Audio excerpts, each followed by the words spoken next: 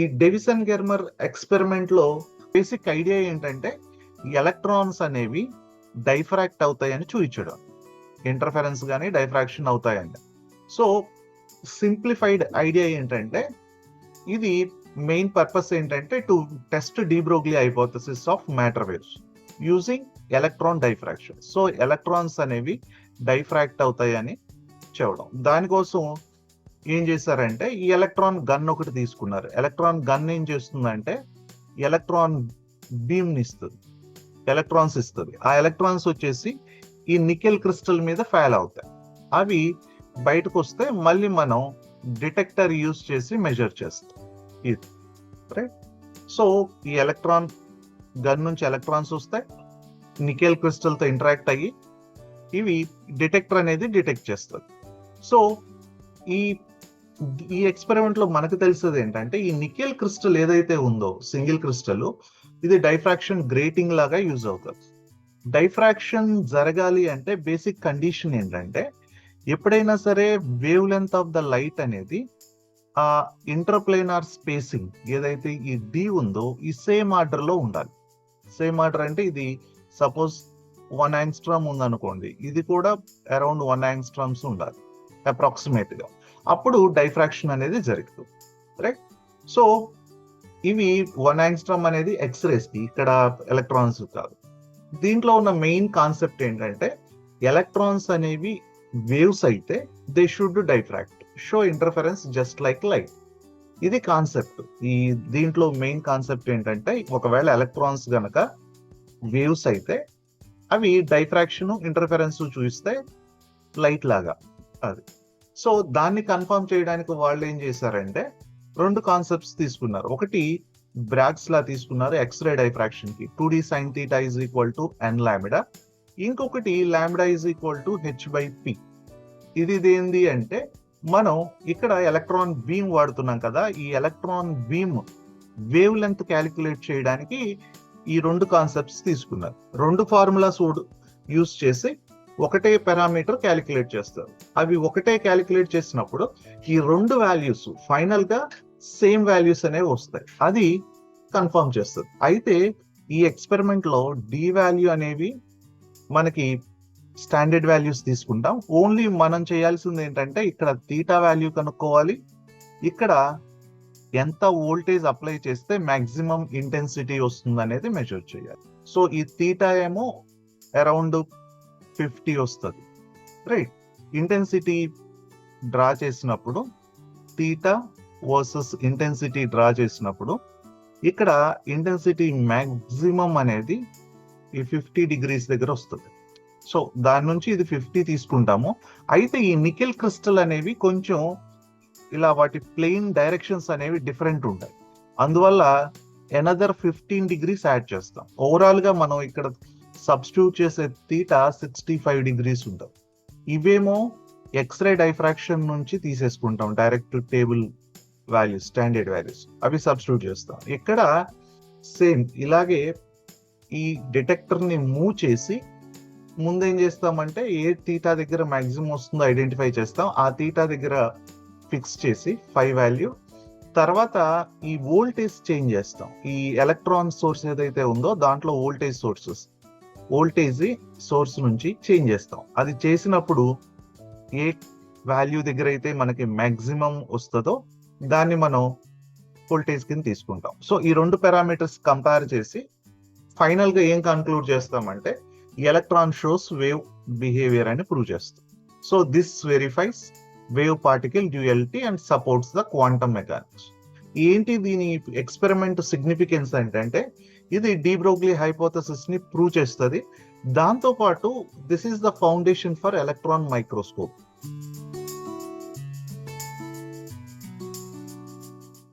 Hi, this is Dr. Shivnag Reddy, and today we are going to look into one-dimensional box, particle in one-dimensional box. It has another name, infinite potential well. So here we consider a particle which is moving an infinite potential well, and graphically we can represent that one like this. So these are the two walls of the potential wells. Within that potential well, potential is 0. Outside the walls, it is infinity. So for any system, if we are considering to apply the Schrodinger wave equation, we have to define the potential. So here we define the potential for infinite potential well as 0. It is inside it, that is inside the potential, it is 0, infinity otherwise. Now what we will do is we will consider a particle which is moving inside the potential with a mass m. Now we will write the time independent Schrodinger wave equation for the particle moving inside the potential. And then we will apply the boundary conditions. From that we will get the wave equation as well as energy on applying some modifications. This is one-dimensional box. Now what we have to do is, rather than we can call as 1D box, we can say that particle in one dimensional, particle in 1D box. We will, once we defined potential for this potential well of width L, then we will define time independent Schrodinger wave equation. So the time independent Schrodinger wave equation in one dimension. So the equation will be simply d square psi by dt square, not t square, we have to use, this is d square psi by dx square plus 2m by h cut square E minus V of x, where E is the total energy and E is the total energy and V of x is the potential energy. Then psi of x is the wave function. So this is the equation number 1.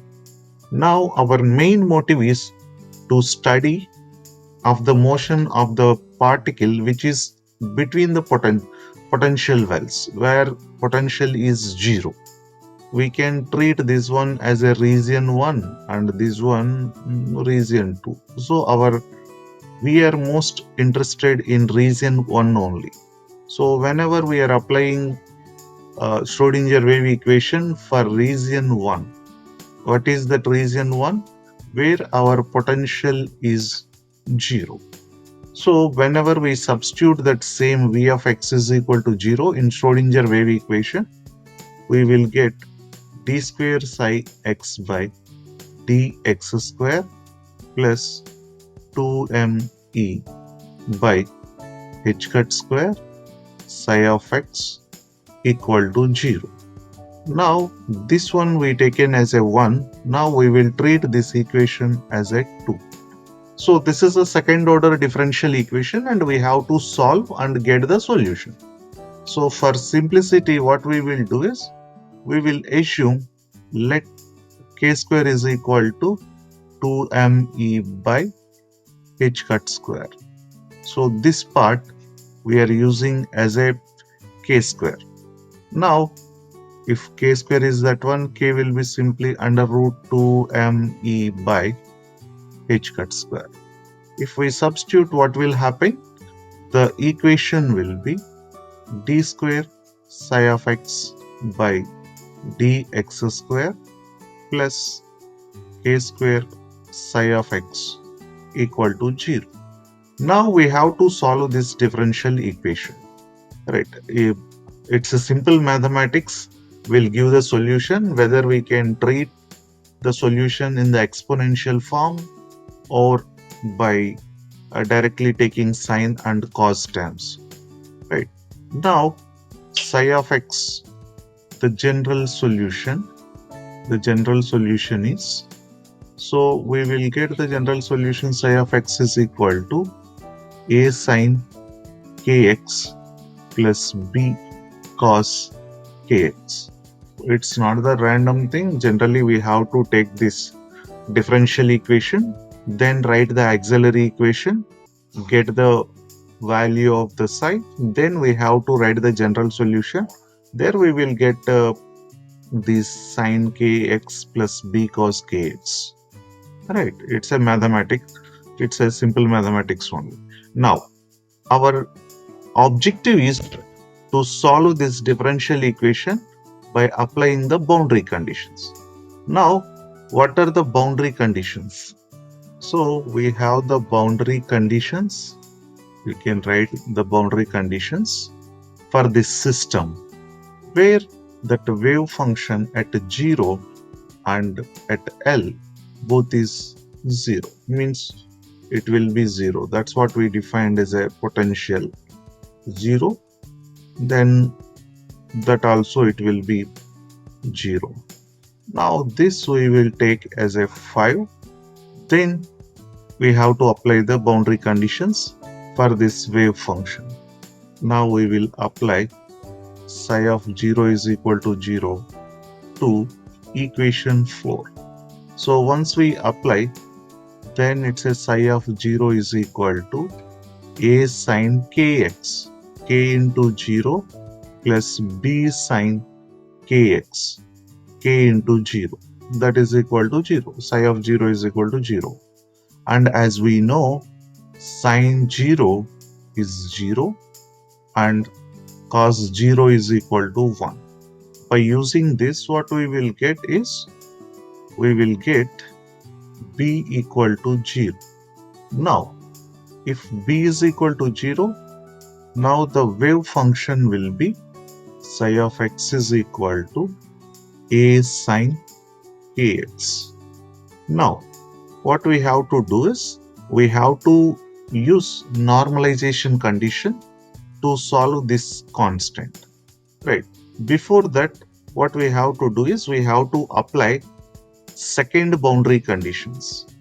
That second boundary condition is, that is 5, this we will take 6, applying psi L of L is equal to 0. It means that psi of L equal to a sin kl equal to 0, as a is different from 0. Why?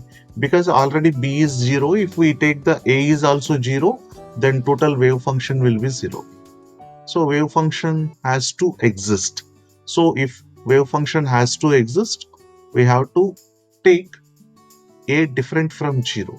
That leads to sin kl is equal to 0, where the general solution is kl is equal to n pi, where n is 1, 2, 3 like this. Right? So once we got this kl is equal to n pi, from this we will find the k value. So k we will get n pi by l. So n runs from 1, 2, 3. Right. So here we can write that kn. Right. Now we will give the number to this one. It's already 6 is over, now 7. This is 7th equation. So come back. If we see this one, this k, this one we can treat it as a 2a. Now from 2a and 7 and equation 7, what we will get, one equation will give k square is equal to 2me by h cut square, which we assume. Then second square, k square will give n square pi square by l square. Now these two k's are same. So if we equate these two k's, what we will get is 2me by h cut square equal to n square pi square by l square. So due to presence of the n, we will introduce the n to energy. Now we will get the expression for energy. En is equal to n square pi square h cut square by 2m l square. This is the expression for the energy of the particle which is moving in one-dimensional box. This, if we carefully observe, En is directly proportional to n square, And another point we can observe is En is inversely proportional to square of the limit. This information we will keep aside, and whenever we are solving the problem, it's required for us. So this is the energy expression. Further, if we modify, right, like by using h bar is equal to h upon 2 pi, and if we substitute and simplify, we will get n square h square by 8m L square. So both are same. This is also energy expression for the particle which is moving in nth energy level. So whenever we have different levels, according to its energy will change. So this is energy calculation. Now we can keep subheading here as energy calculation. So once we calculate the energy, then we will go for calculation of the wave function calculation, right? So where we stopped this information related to wave function until kn we got. So from 7 and 6, those two we can use. From 6 and 7, whatever we wrote there, we wrote like this.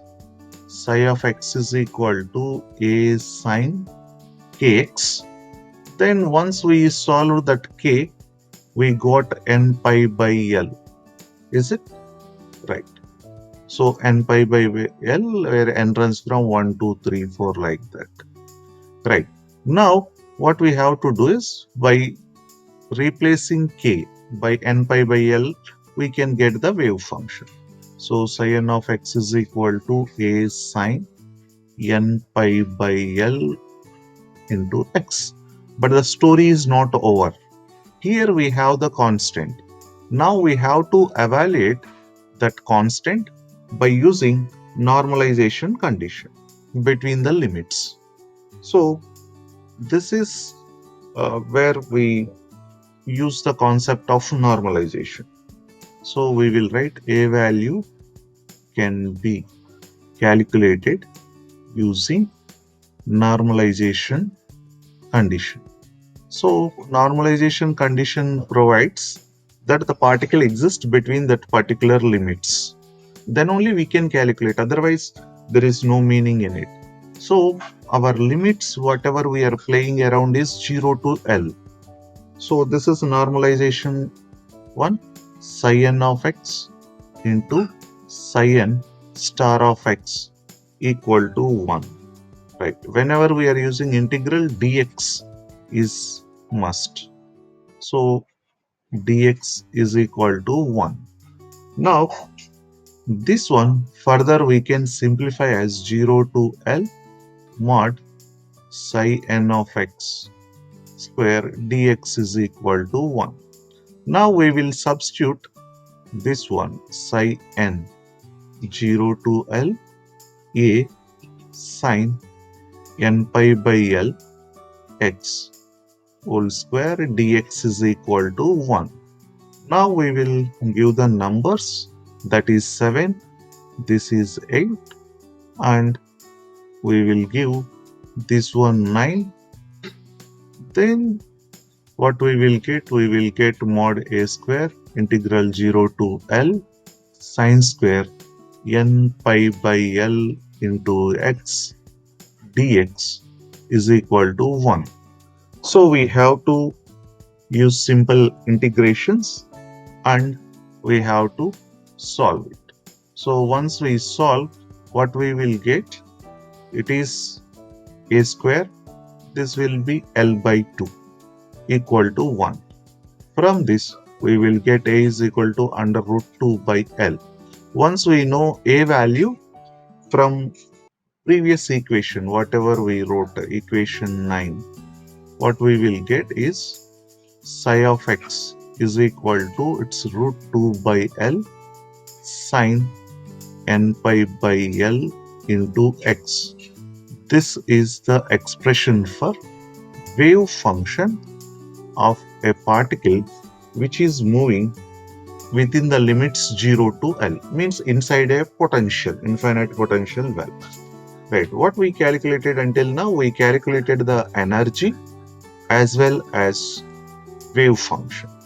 Right, then if we want to calculate the probability of the particle, what we have to do, psi square will give us directly.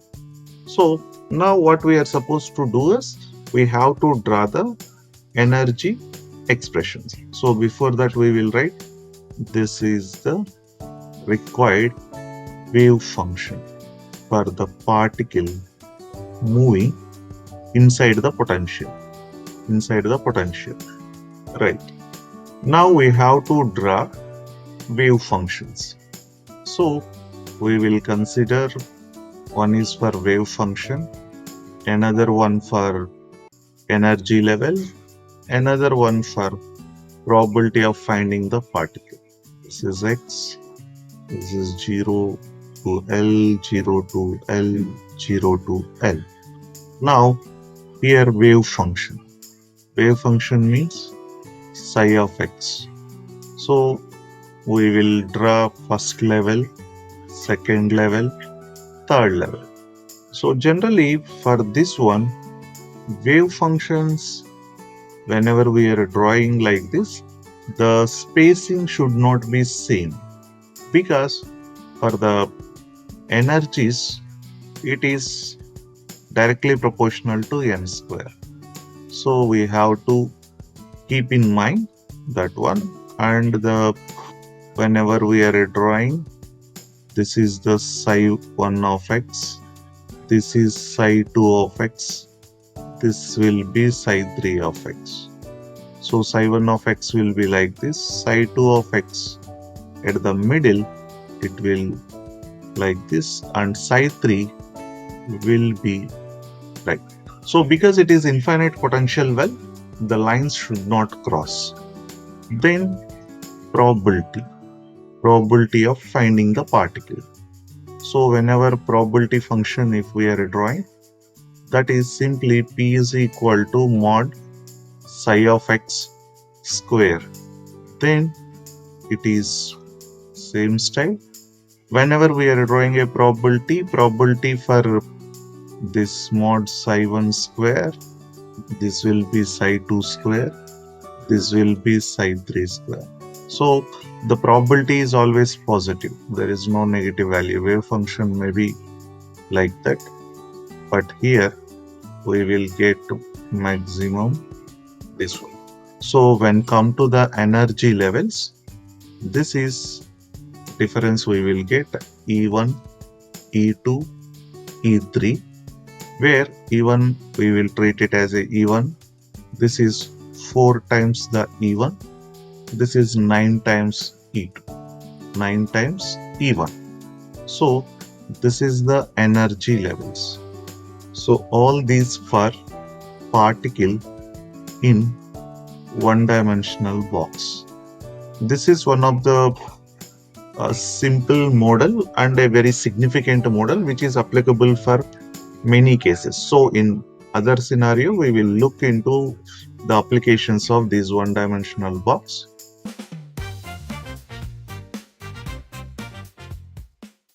ఈ బ్లాచ్ theorem ఏం చెప్తుంది అంటే, the periodic potential of the wave function of electron can be return as, ఇదేమో plane wave, ఇది periodic function. ఏంటి periodic function అంటే, ఈ after a period the wave function get repeat. Potential బేసికల్ గా కాంప్లికేటెడ్ ఉంటుంది క్రిస్టల్లో, దాన్ని ఏం చేశారంటే రిపీటెడ్ పీరియాడిక్ ఆర్డర్ లాగా తీసుకున్నాం, దానికి వేవ్ ఫంక్షన్ అనేది అప్లై చేసాం. రైట్, ఏం చెప్తుంది ఇది బేసికల్ గా అంటే, it explains electron behaviour in crystals. Kronig Penney model electron crystals లో ఎలా బిహేవ్ చేస్తుందో చెప్తుంది. దాంతో పాటు this is the basis for band theory, bands ఎలా ఫామ్ అవుతున్నాయి. అలాగే ఈకే డయాగ్రామ్ వల్ల అడ్వాంటేజ్ ఏంటంటే, మనం direct band gap semiconductors, indirect band gap semiconductors classifications, తర్వాత ఈ బ్యాండ్ గ్యాప్స్ ఎలా ఫామ్ అవుతున్నాయి, ఇవన్నీ కూడా మనకి ఇది ఫౌండేషన్. అలాగే it helps in conductors, semi conductors, insulator classification. So actual గా రియల్ వరల్డ్ లో యూజ్ ఏంటంటే ఇది it's essential for understanding electronic properties of solids and semi conductor devices. ఈ ఎలక్ట్రికల్ ప్రాపర్టీస్ కూడా మెటీరియల్స్ సెమీ కండక్టర్ లాగా ఎందుకు ఉన్నాయి, కండక్టర్ లాగా ఎందుకు ఉన్నాయి, సెమీ కండక్టర్స్ లో వాటిలో కరెంట్ ఫ్లో ఎలా జరుగుతుంది, వీటన్నిటిని అర్థం చేసుకోవాలి అంటే మనకి క్రానింగ్ పెన్నీ మోడల్ కావాలి. దాంతో పాటు అది అర్థమైతే we can make diodes, transistors, integrated circuits అవన్నీ తయారు చేసుకోవచ్చు, రైట్? సో ఏంటి క్రానింగ్ పెన్నీ మోడల్ అంటేనన్నా బేసిక్ పర్పస్ ఏంటంటే to explain the electron behaviour in crystal లోపల ఎలక్ట్రాన్స్ ఎలా బిహేవ్ చేస్తున్నాయో ఎక్స్ప్లెయిన్ చేయడం కోసం డెవలప్ చేశారు. ఏం చెప్తుంది అది? ఎలక్ట్రాన్ బ్యాండ్స్ ఎలా ఫామ్ అవుతాయి, బ్యాండ్ గ్యాప్స్ ఎలా ఫామ్ అవుతాయి అనేది చెప్తారు. అయితే మోడల్ ఎలా సెటప్ చేశారు? Alternative wells and barriers. Alternative wells and barriers అంటే 1 డైమెన్షనల్. ఆల్రెడీ మనం ఇదేమో ఇక్కడ నుంచి ఇక్కడికి ఇది వెల్, ఇది ఏదైతే ఉందో అది barrier. So it's a combination of wells and barriers represents a regular structure of atom in crystal lattice. ఈ పొటెన్షియల్ అనేది పీరియాడిక్ పొటెన్షియల్ తీసుకుంటాం. సో దీంట్లో మనకున్న అడ్వాంటేజ్ ఏంటంటే ఇదిగోండి ఇక్కడ ఈ వి ఆఫ్ ఎక్స్ తీసుకుంటాం. ఇవి బౌండరీ కండిషన్స్ అనొచ్చు, పొటెన్షియల్ డిఫైన్ చేయొచ్చు. Electrons behave like waves in periodic potential. Their wave function must satisfy Schrodinger equation in this periodic structure. ఇది ఓవరాల్ స్టోరీ ఏంటంటే క్రిస్టల్ ని మనం చిన్న పొటెన్షియల్ వెల్స్, బ్యారియర్స్ లాగా తీసుకుంటున్నాం. ఈ వెల్స్, బ్యారియర్స్ లో ఎలక్ట్రాన్ అనేది వేవ్ లాగా బిహేవ్ చేస్తుంది. దానికి ష్రోడింజర్ వేవ్ ఈక్వేషన్ అనేది సాల్వ్ చేయాలి. రీజియన్ 1, రీజియన్ 2 సేమ్ ఉంటాయి. రీజియన్ 1 లోనేమో పొటెన్షియల్ 0 ఉంటది, ఇది వెల్, ఇది బ్యారియర్, పొటెన్షియల్ అనేది V0 ఉంటాయి. సో ఈ 2 రీజియన్స్ కి మనం ష్రోడింజర్ వేవ్ ఈక్వేషన్ అనేది సాల్వ్ చేయాలి. ఫస్ట్ ష్రోడింజర్ వేవ్ ఈక్వేషన్ తీసుకుంటాం. ఏంటి మన Schrodinger wave equation? d2ψ/dx² plus 2m/h² e minus v of x into ψ of x equal to 0. ఇది time independent Schrodinger wave equation. Basic గా అక్కడ తీసుకొని పొటెన్షియల్ ఇది v is equal to 0 substitute చేస్తాం ఒకదానికి, ఇంకొక దానికి v is equal to v0 substitute చేస్తాం. దీని నుంచే ఈ 2 ఈక్వేషన్లు రాస్తాం. ఇవి సబ్స్టిట్యూట్ చేసిన తర్వాత ఈ మొత్తాన్ని ఆల్ఫా స్క్వేర్ అనుకుంటాం, రైట్? తర్వాత ఈ మొత్తం ఏదైతే ఉందో ఈ మొత్తాన్ని ఆర్డర్ చేంజ్ చేసి బీటా స్క్వేర్ చేస్తాం. అప్పుడు మనకి 2 డిఫరెన్షియల్ ఈక్వేషన్స్ వస్తాయి, second order differential equations, 2m/h² v0 minus en. So మనం చేయాల్సింది ఏంటంటే సింపుల్ మ్యాథమెటిక్స్, ఈ 2 ఈక్వేషన్స్ ని సాల్వ్ చేయాలి. ఈ 2 ఈక్వేషన్స్ ని సాల్వ్ చేయాలి అంటే మనకు కావాల్సింది ఏంటంటే వేవ్ ఫంక్షన్ కావాలి. సో ఈ వేవ్ ఫంక్షన్ ఎక్కడి నుంచి తీసుకుంటాం? మనకి ఏదైతే బ్లాచ్ చెప్పాడో ఆ సొల్యూషన్ తీసుకుంటాం. అంటే wave function is a periodic function with plain wave. So ఈ 2 తీసుకొని ఆ 2 ఎక్స్ప్రెషన్స్ లో సబ్స్టిట్యూట్ చేయాలి. అంటే ఈ సెకండ్ వరకు డెరైవ్ చేసి దాంట్లో సబ్స్టిట్యూట్ చేయాలి. సబ్స్టిట్యూట్ చేసి సింప్లిఫై చేస్తే ఈ ఎక్స్ప్రెషన్ వస్తుంది. ఈ డయాగ్రామ్ అనేది డ్రా చేస్తాం. ఏంటిది అంటే ఆల్ఫాకి దాంతో పాటు పి సైన్ ఆల్ఫా a/ఆల్ఫా, ఈ రెండింటికి మధ్య ఉన్న గ్రాఫ్ ఏం చెప్తుంది? ఇది అంటే అలౌడ్ బ్యాండ్స్, ఫర్బిడెన్ బ్యాండ్స్ గురించి చెప్తుంది. సో ఏదైతే షేడెడ్ రీజియన్ ఉందో అది అలౌడ్ రీజియన్, ఏదైతే అన్షేడెడ్ రీజియన్ ఉందో అది ఫర్బిడెన్. ఎలా వస్తుంది ఇది అంటే ఇవి గ్రాఫ్ డ్రా చేసేటప్పుడు ఇది ఆరిజిన్ 0, ఈ ఫంక్షన్ కి ఇది +1, ఇది -1. సో ఈ టోటల్ ఫంక్షన్ అనేది +1 -1 నుంచి వస్తుంది. ఎక్కడి నుంచి వచ్చింది ఇది అంటే మనకి ఈ కాస్ KA ఉంది కదా, ఈ కాస్ KA అనేది కాస్ సైన్ కి, సైన్ థీటా కాస్ థీటాకి రేంజ్ +1 to -1. అంటే యాంగిల్ ఎంత తీసుకున్నా సరే మనకి +1 కానీ -1 కానీ ఈ రెండింటి మధ్యలోనే ఉంటది. దీన్ని తీసుకొని మనం డ్రా చేస్తాం. సో దీన్ని బట్టి మనకు అర్థమయ్యేది ఏంటంటే యాజ్ ఆల్ఫా ఏ ఇంక్రీజెస్ షేడెడ్ రీజన్ ఇంక్రీజెస్, అంటే అలౌడ్ బ్యాండ్స్ అనేవి పెరుగుతాయి, తర్వాత ఫర్బిడెన్ బ్యాండ్ అనేది తగ్గుతుంది. ఈ క్రానింగ్ పెన్నీ మోడల్ ఏం చెప్తుంది అంటే it will tells about allowed and forbidden bands gaps, band అన్నా గ్యాప్ అన్నా అక్కడ.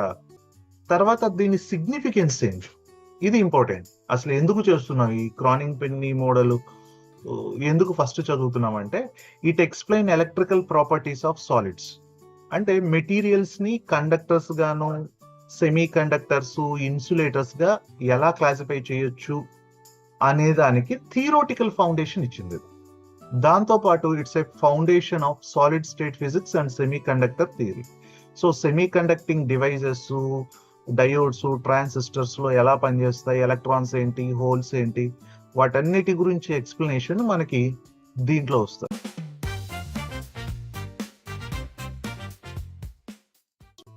ఫార్మేషన్ ఆఫ్ ఎనర్జీ బ్యాండ్స్ ఏంటి, ఎనర్జీ బ్యాండ్స్ ఎలా ఫామ్ అవుతాయి, మనం కండక్షన్ బ్యాండ్ అంటాం, వ్యాలెన్సీ బ్యాండ్ అంటాం, ఏంటి బ్యాండ్స్ ఎక్కడి నుంచి వస్తున్నాయి.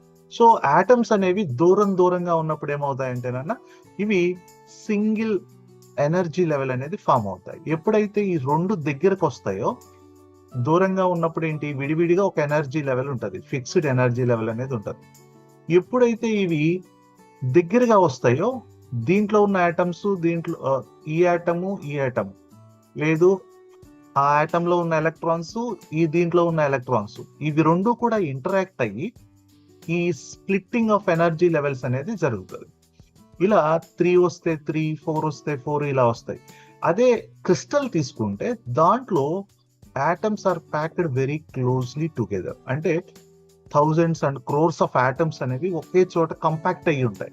సో అవన్నీ కలిసి ఉండడం వల్ల ఏమవుతుంది అంటే ఇవి ఈ లైన్సే ఉంటాయి కానీ నంబర్ ఆఫ్ లైన్స్ ఒకదాని మీద ఒకటి ఓవర్లాప్ అయ్యి మనకి బ్యాండ్స్ లాగా ఫామ్ అవుతాయి. సో ఎప్పుడైతే ఇలా డిఫరెంట్ ఎనర్జీ లెవెల్స్ అనేవి ఇంటరాక్ట్ అవుతాయో ఈ ఎనర్జీ లెవెల్స్ అనేవి స్ప్లిట్ అవుతాయి into many near by levels, right, split అయ్యి క్లోజ్ ఉంటాయి. సో ఇలా స్ప్లిట్ అయిన బ్యాండ్స్ లాగా ఫామ్ అవుతాయి. సో ఇది ఎస్ ఆర్బిట్, ఇది పి ఆర్బిట్, అంటే ఆటమ్స్ అనేవి లాంగ్ డిస్టెన్స్ లో ఉన్నప్పుడు ఇలా విడివిడిగా ఉంటాయి, ఎస్ ఆర్బిటాలు, పి ఆర్బిటాలు. అలా కాకుండా వాటి ఇంటర్ అటామిక్ డిస్టెన్స్ అనేది చాలా తగ్గిపోయింది అనుకోండి, మినిమం వాల్యూకి తీసుకొచ్చినప్పుడు అవి ఓవర్లాప్ అయ్యి మనకి వ్యాలెన్సీ బ్యాండ్, కండక్షన్ బ్యాండ్ అనేది ఫామ్ చేస్తాయి. జనరల్ గా మిగిలిన వాటిలో ఇంకా బ్యాండ్స్ ఫామ్ అవుతాయి, వాటిని ఏమంటామంటే మనం క్లోజ్డ్ బ్యాండ్స్ అంటాం, అంటే ఇంటర్నల్ ఎలక్ట్రాన్స్ వల్ల. బేసికల్ గా ఇవన్నీ కూడా ఏదైతే వ్యాలెన్సీ బ్యాండ్ ఉందో ఇది, ఈ వ్యాలెన్సీ బ్యాండ్ అనేది వ్యాలెన్సీ ఎలక్ట్రాన్స్ వల్ల ఫామ్ అవుతుంది, రైట్. సో ఎప్పుడైతే ఇవి బ్యాండ్స్ ఫామ్ అవుతాయో వీటి మధ్య గ్యాప్ వస్తుంది, ఆ గ్యాప్ నే మనం ఏమంటామంటే బ్యాండ్ గ్యాప్ అంటాం. సో ఆ బ్యాండ్ గ్యాప్ బేస్ చేసుకునే మెటీరియల్స్ ని 3 టైప్స్ లో క్లాసిఫై చేస్తారు. ఈ బ్యాండ్ గ్యాప్ అనేది హై ఉంటేనేమో ఇన్సులేటర్ అని, అలాగే 0.123 ఎలక్ట్రాన్ వోల్ట్స్ ఉంటే సెమీ కండక్టర్ అని, తర్వాత 0 ఉంటే బ్యాండ్ గ్యాప్ అనేది 0 ఎలక్ట్రాన్ వోల్ట్స్ ఉంటేనేమో కండక్టర్, ఇది semi conductor. Band gap more than 3 electron volts ఉంటే దాన్ని ఇన్సులేటర్ అని అంటారు.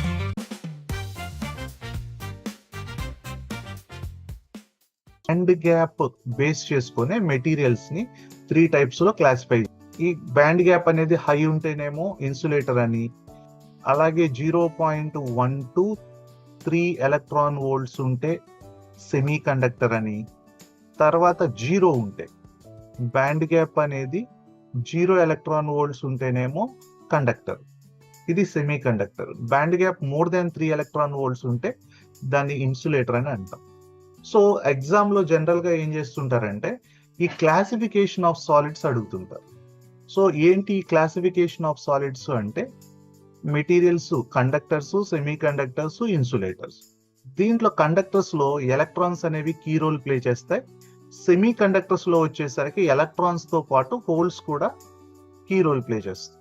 ఇన్సులేటర్స్ సో కండక్టివిటీ ఎలా ఉంటది, టెంపరేచర్ మీద ఎలా డిపెండ్ అవుతాయి, ఇవి ఎగ్జాంపుల్ వచ్చేసి కండక్టర్స్ కి copper, silver, aluminium. Semiconductor silicon, germanium, gallium arsenide, insulators కేమో డైమండ్, గ్లాసు, రబ్బరు. ఎక్కడ వాడతాము వీటిల్ని అంటే ఈ కండక్టర్స్ ఏమో ఎలక్ట్రికల్ వైరింగ్, కాంటాక్ట్, ఎలక్ట్రోడ్స్ లోను, తర్వాత semiconductors diodes, transistors, solar cell, LEDs, ఇవన్నీ కూడా సెమీ కండక్టింగ్ డివైజెస్ అన్ని కూడా ఈ సెమీ కండక్టర్స్ వాడతాం. సో ఈ insulating materials in electrical systems అంటే సిరామిక్స్ కానీ, లేకపోతే మన ఎలక్ట్రికల్ వైర్ మీద కవర్స్ ఉంటాయి కదా, అవి కానీ, ప్లాస్టిక్, రబ్బరు, ఇవి యూజ్ చేసి ప్రొటెక్టివ్ లేయర్స్ వాడతాం, ఎలక్ట్రికల్ ప్రొటెక్టివ్ లేయర్స్.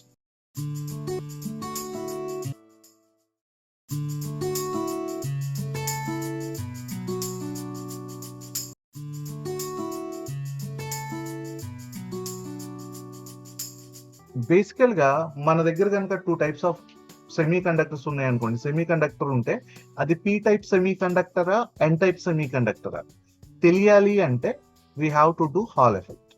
సో దాంతో పాటు హాల్ సెన్సార్స్ వాడతారు. మనం ఆయిల్ ఫ్యూయల్ ట్యాంక్స్ ఉంటాయి కదా బైక్స్ కానీ కార్స్ కి, అది ఎంత వరకు ఫిల్ అయింది, అలాగే బైక్ స్పీడోమీటర్స్, ఎంత స్పీడ్ గా వెళుతుంది బైక్, దాంతో పాటు ట్రెడ్మిల్స్, ఆ ట్రెడ్మిల్స్ మీద ఎంత స్పీడ్ గా రొటేట్ అవుతుంది, ఇవన్నీ కూడా హాల్ సెన్సార్ బేస్డ్.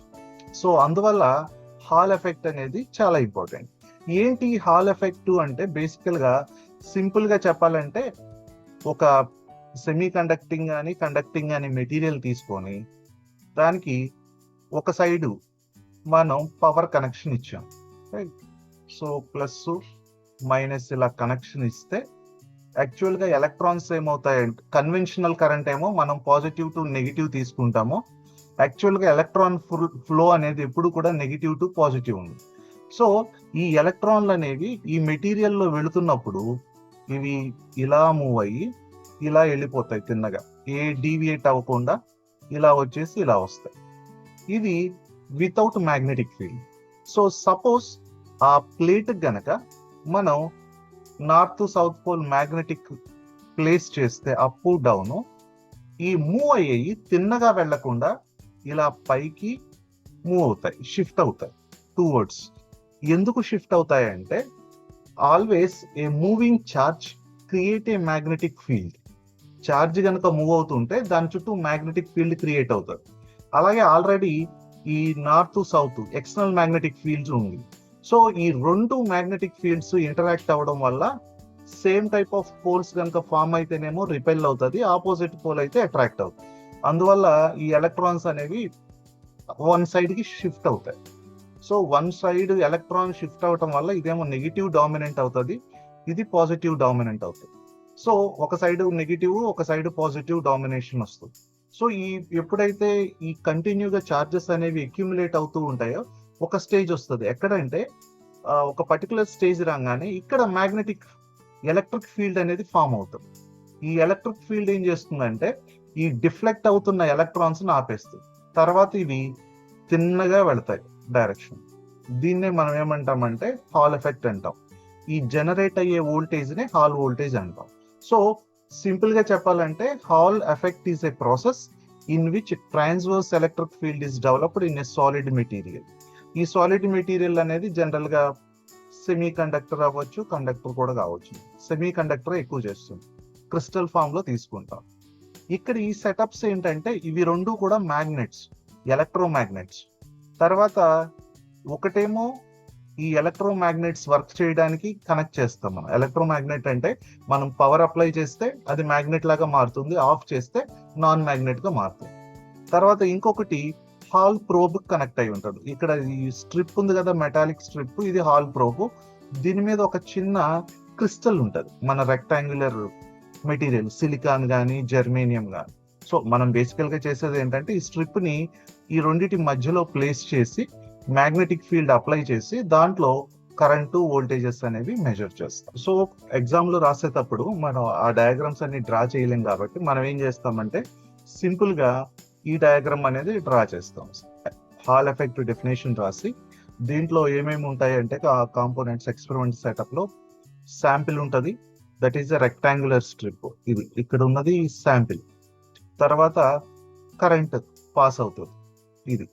సో ఇది సింపుల్ వచ్చేసి DC అండి. మన సెమీ కండక్టర్స్ వాటన్నిటికీ వాడేది DC, గుర్తుపెట్టుకోవాలి. తర్వాత current pass along the length of the sample. తర్వాత మనం ఏం చేస్తాం, మ్యాగ్నెటిక్ ఫీల్డ్ అనేది అప్లై చేస్తాం, ఇది NOS. సో ఈ మ్యాగ్నెటిక్ ఫీల్డ్ అప్లై చేయడం వల్ల ఏమవుతుంది అంటే ఛార్జ్ క్యారియర్స్ అనేవి ఒక వైపుకు మూవ్ అవుతాయి. నెగిటివ్ ఛార్జ్ క్యారియర్స్ ఒక సైడ్ ఎలక్ట్రాన్స్ అక్యుములేట్ అవ్వడం వల్ల ఆపోజిట్ సైడ్ అనేది డిఫిషియన్సీ వస్తుంది, అంటే బ్యాలెన్స్ పోతుంది, దానివల్ల పాజిటివ్ ఛార్జ్ ఫామ్ అవుతుంది.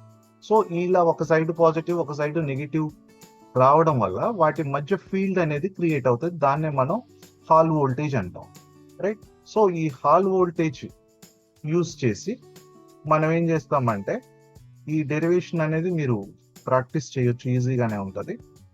ఎక్కడెక్కడ యూజ్ చేస్తామంటే వీటిల్ని హాల్ సెన్సార్స్, తర్వాత సర్క్యూట్లో ఎలక్ట్రిక్ కరెంట్స్ మెజర్ చేయడానికి అంటే వితౌట్ కాంటాక్ట్, అలాగే పొజిషన్ సెన్సార్, స్పీడ్ సెన్సార్స్ వెహికల్స్లో, right. Detects polarity of the magnetic fields కనుక్కోవడానికి, semiconductor type. So Hall coefficient అనేది పాజిటివ్ అయితేనేమో పాజిటివ్ వాల్యూ వస్తే అది P type semiconductor, Hall coefficient negative వస్తే ఎన్ టైప్ సెమీ కండక్టర్. దాంతోపాటు it measures the charge carrier density in the మెటీరియల్లో charge carrier density అనేది measure చేస్తుంది.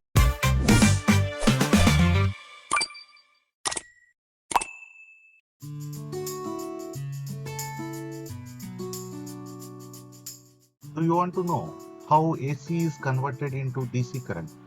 The behind element is our PN junction diode. How PN junction diodes are made? When P-type semiconductor is joined with N-type semiconductor, then we will get PN junction diode.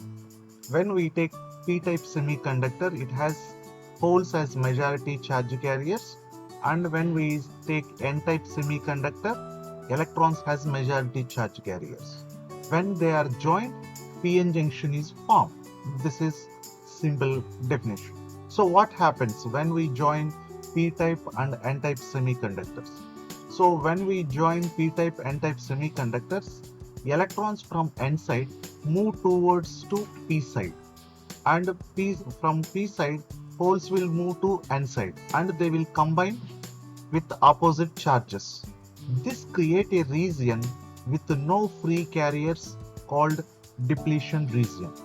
So whenever this depletion region is formed, next comes after this diffusion, fixed positive and negative ions remain near the junction. These ions create electric field across the depletion region. This built-in potential barrier stops further movement of the carriers. So we will take P and N type material, we will join. Once we join, the majority charge carriers will move into opposite direction, opposite side, and at the interface they will combine with opposite charges and there forms a neutral region. And once this neutral region forms, this is what we call depletion region. This depletion region gives rise to electric field, and that electric field what we call potential barrier. So once this potential barrier comes into picture, the diffusion will get stopped. Then the depletion region at the junction act as an insulator initially, allows a current to flow only in one direction, that is forward biasing. We will see what is biasing later. This property makes it a basic diode used in electronics. The process is very simple. Take P and N, join, region will form at the center. That region is the depletion region, and the voltage will be developed there. That is a potential barrier. This is the idea. So basically, these diodes are active components. Active components means in order to work with them, we have to apply the voltage or current. So application of the DC or DC voltage between two terminals is known as biasing. So basically biasing is three types as shown in this figure: forward bias, reverse bias, and no bias or zero bias. Forward bias is when P terminal is connected to positive side of the battery and N terminal is connected to negative side of the battery. That is what we call forward bias. In reverse bias, that battery connection we will reverse it. In zero bias, we will give the connections but no external voltage we apply. Right. So what happens in forward bias? When we connect the PN junction diode in forward bias, the majority charge carriers in P, those are holes, try to move towards N, and the majority charge carriers in N, electrons, try to move towards P. This leads to the decrease of the depletion region width. So the width of the depletion region reduces. What happens once this region reduces? With a small application of the voltage, we will get higher current. Basically, in forward bias, we will get current in milliamps. The same way, when we come to the reverse bias, where P type of the diode is connected to negative and N type of the diode is connected to positive. Here what happens? Due to reverse connection, majority charge carriers in P, that is holes, moves away from the region as shown in the diagram, and in N side, electrons also moves in opposite direction. So this gives rise to increase in the depletion region width. So whenever depletion region width increases, the passage of the charge carriers in the circuit will get very less. That's why in reverse bias, we get current in microamps even though we will apply higher voltages in this reverse bias mode. Right, if we draw the graph between forward bias, if we draw the graph between voltage and current, for forward and reverse, we will get this type of the graph. These are the non-linear curves. On x-axis, we will take a independent parameter which is voltage, and on y-axis we will take the dependent parameter current. So initially, as we increase voltage in forward bias, initially the current will be 0 and it will slowly increases. But when come to reverse biasing, in the reverse biasing, current will slowly, as the voltage increases, current will increase slowly, and at a particular point, especially at a reverse breakdown voltage, the current will be maximum. Right? So where we will use these PN junction diodes? PN junction diodes are used in rectifiers to convert AC to DC power supply, especially our mobile charger type. Then switches used in digital logical circuit, AND gate, OR gate, NOT gate. In these logical circuits we will use. Then clipping, clamping, shape or shift voltage signals. So we will use clipping, clamping circuits, this PN junction diodes, as a voltage regulator, especially GNR diode. So GNR diode is used in voltage regulator. GNR diode is heavily doped PN junction diode which is operated in reverse bias mode. Then light emission and detection. LEDs are used to light emission purpose, and photodiodes used to light detection purpose. And then solar cells. Solar cells are also a PN junction diodes which convert sunlight into electrical energy. These solar cells also generate DC current only. Thank you.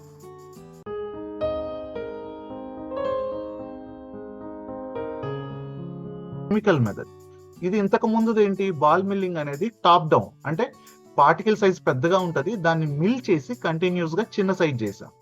ఈ సాల్ gel process అనేది bottom up అంటారు. Bottom up అంటే చిన్న చిన్నవి తీసుకొని nano particle కి తీసుకురావాలి. సో ఇది కెమికల్ మెథడ్. ఈ కెమికల్ మెథడ్ అంటే మీకు తెలిసిందే, కెమిస్ట్రీ ల్యాబ్ లో పౌడర్స్, ఆల్కహాల్స్ ఇవన్నీ కలిపినట్టే అన్ని కలుపుకోవాలి ఇక్కడ కూడా. సో ప్రికాసర్స్ ఏవైతే ఉన్నాయో అవన్నీ కలిపి సొల్యూషన్ తయారు చేసుకోవాలి. ఈ ప్రికాసర్స్ యాడ్ చేస్తారు.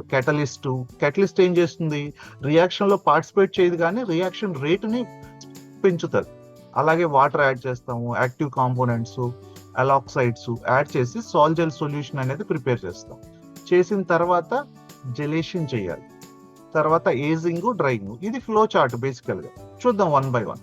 సో డెఫినేషన్ వైజ్ ఏం చెప్తామంటే సాల్ జెల్ ప్రాసెస్ అంటే it's a chemical method used to synthesise nano materials by transforming a liquid solution into a solid network typically at low temperature. ఇది లో టెంపరేచర్ ప్రాసెస్.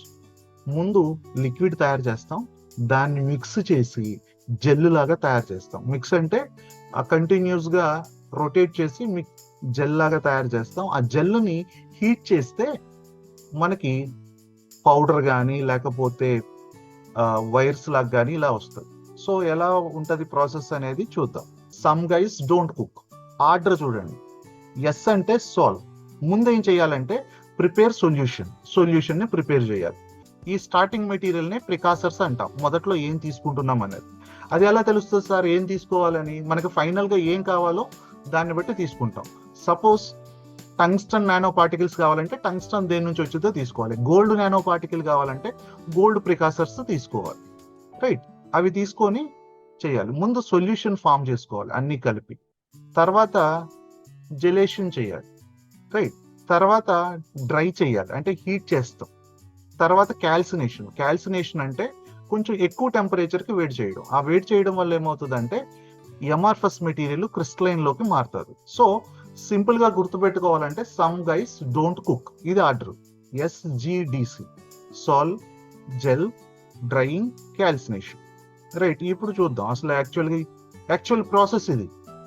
ఇంత process చూసి రాయాలంటే కష్టం కాబట్టి మనం ఈ చిన్న ముక్క గుర్తు పెట్టుకుంటే ఏమేం చేస్తున్నామో తెలుస్తుంది. ఇక్కడ చూడొచ్చు ఏమేం చేస్తున్నామని. ప్రికాసర్స్ తీసుకున్నాం, సాల్వెంట్ తీసుకున్నాం.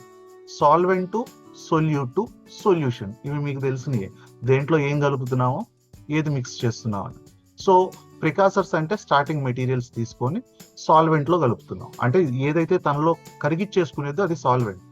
సొల్యూట్ అంటే ఏది కలుపుతున్నాం అనేది. షుగర్ వాటర్ ఉందనుకోండి, షుగర్ ఏమో సొల్యూట్, వాటర్ ఏమో సాల్వెంట్. సో అలా అన్నట్టు ఈ ప్రికాసర్స్ కలిపేసి మిక్స్ చేసి ఇది మ్యాగ్నెటిక్ స్టిర్రర్ అంటాం.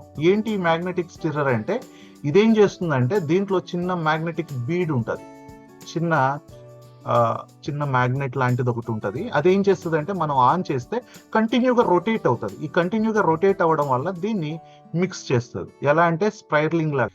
తర్వాత ఈ మ్యాగ్నెటిక్ స్టిర్రర్ అడ్వాంటేజ్ ఏంటంటే ఈ స్పీడ్ కంట్రోల్ చేసుకోవచ్చు, అలాగే at the same time temperature set చేయొచ్చు. ఎంత టెంపరేచర్ ఉంటే మనం ముందుకెళ్ళొచ్చు అనేది.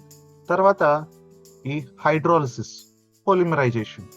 ఈ మిక్స్ చేయడం వల్ల ఫైనల్ గా మనకు సొల్యూషన్ వస్తుంది. దీన్ని ఏం చేస్తామంటే ఎవాపరేషన్ చేస్తాం. ఎవాపరేషన్ చేయడం అంటే వేడి చేయడమేనా. ఫర్నెస్ లో పెట్టి వేడి చేస్తాం. అప్పుడు మనకి జెల్ ఫామ్ అవుతుంది. ఈ జెల్ ని తీసుకెళ్లి స్పీడ్ డ్రైయింగ్, జెల్ వరకు కామన్. ఈ తర్వాత నుంచి మనం ఏం చేస్తాం అనే దాన్ని బట్టి మనకి జెల్స్ వస్తాయా, నానో పౌడర్స్ వస్తాయా, నానో స్పియర్స్ వస్తాయా అనేది. అంటే ఈ సాల్ జెల్ మెథడ్ ఎందుకు అందరికి ఫేవరెట్ అంటే ఈ ఒక్క మెథడ్ లోనే వెరైటీ ఆఫ్ ఫైనల్ ప్రొడక్ట్స్ చేసుకోవచ్చు. నానో పౌడర్ చేయొచ్చు, ఏరో జెల్స్ చేయొచ్చు, థిన్ ఫిల్మ్స్ చేయొచ్చు. అంటే ఇక్కడ వరకు కామను. ఈ వచ్చిన జెల్ ని లేదు సొల్యూషన్ ని ఎలా కావాలంటే అలా వాడుకోవచ్చు. స్పీడ్ డ్రైయింగ్ అంటే ఏం చేస్తారంటే ఇక్కడేమో నార్మల్ డ్రైయింగ్. ఎవాపరేషన్ అంటే దాంట్లో వాటర్ కంటెంట్ కానీ ఆల్కహాల్స్ ఏమన్నా ఉంటే వేపరైజ్ అయిపోతాయి. ఇక్కడ స్పీడ్ డ్రైయింగ్ అంటే ఒక 5-10 నిమిషాల్లోనే టెంపరేచర్ అనేది రూమ్ టెంపరేచర్ నుంచి 300-400 డిగ్రీలకి వెళ్తుంది. చాలా ర్యాపిడ్ హీటింగ్ అన్నట్టు. దాన్ని స్పీడ్ డ్రైయింగ్ అంటాం. తర్వాత దాని నుంచి ఏరోజెల్స్ వస్తాయి. దాన్ని హీట్ చేస్తే నానో పౌడర్స్ వస్తాయి. సో దీంట్లో నానో పౌడర్స్ చేయొచ్చు, నానో థిన్ ఫిల్మ్స్ చేయొచ్చు, నానో వైర్స్ చేయొచ్చు. అంటే మెథడ్ సింపులే, వెరైటీ ఆఫ్ ఫైనల్ ప్రొడక్ట్స్ చేయొచ్చు. అందువల్లే ఎక్కువ మంది ఈ మెథడ్ వాడతారు. సో ఇప్పుడు ఏవైతే చెప్పుకున్నామో ఇది. సో ముందు ఏం చేయాలి అంటే మెటల్ సాల్ట్స్ తీసుకొని సొల్యూషన్ ప్రిపేర్ చేయాలి. ఆ సొల్యూషన్ ప్రిపేర్ చేసినప్పుడు ఆ కెమికల్ రియాక్షన్ జరుగుతుంది. ఆ కెమికల్ రియాక్షన్ జరిగిన తర్వాత జెల్ ఫామ్ చేస్తాము, దాన్ని వేడి చేస్తాం, తర్వాత ఫైనల్ గా నానో పార్టికల్ వస్తుంది. అయితే ఈ మెథడ్ అడ్వాంటేజ్ ఏంటంటే high purity uniform nano materials ని ప్రొడ్యూస్ చేస్తుంది. దాంతో పాటు పార్టికల్ సైజ్ ని కంట్రోల్ చేయొచ్చు. అది బాల్ మిల్లింగ్ లో కుదరదు, దీంట్లో కుదురుతుంది. దాంతో పాటు థిన్ ఫిలిమ్స్, కోటింగ్స్, సిరామిక్స్ చెప్పాను కదా. ఈ మెథడ్ అడ్వాంటేజ్ ఏంటంటే ఒకటే మెథడ్ రకరకాలు చేసుకోవచ్చు. ఒకసారి సొల్యూషన్ ప్రిపేర్ చేసుకుంటే ఆ ఫైనల్ గా మనకి థిన్ ఫిలిం కావాలా, నానో పౌడర్ కావాలా, లేకపోతే నానో షీట్ కావాలా, నానో రాడ్ కావాలా అనే దాన్ని బట్టి ప్రాసెస్ మారుతుంది. తర్వాత రకరకాలు తయారు చేయొచ్చు కాబట్టి ఎక్కువ మంది చేయొచ్చు, మన ల్యాబ్ లో కూడా చేయొచ్చు. అయితే లిమిటేషన్స్ ఏంటంటే ఈ ప్రికాసర్స్ అంటే స్టార్టింగ్ మెటీరియల్స్ ఏవైతే ఉన్నాయో అవి కొంచెం కాస్ట్లీ. అలాగే నానో మెటీరియల్స్ ష్రింకేజీ, ఈ క్రాకింగ్, ఈ ప్రాబ్లమ్స్ వస్తాయి. అలాగే టైం కన్స్యూమింగ్, ఇది కూడా బాల్ మిల్లింగ్ టైం కన్స్యూమింగ్, ఇది కూడా టైం కన్స్యూమింగ్, రైట్. ఇవి లిమిటేషన్. అప్లికేషన్స్ ఏంటంటే హ్యూజ్ నెంబర్ ఆఫ్ అప్లికేషన్స్ ఉన్నాయి. Nano coatings, glass, catalyst, optical electronic devices coatings కి, వీటన్నిటికీ వాడచ్చు, రైట్. అప్లికేషన్స్ చాలా ఉన్నాయి, మనం ఇక్కడ సింపుల్ గా మెన్షన్ చేసి.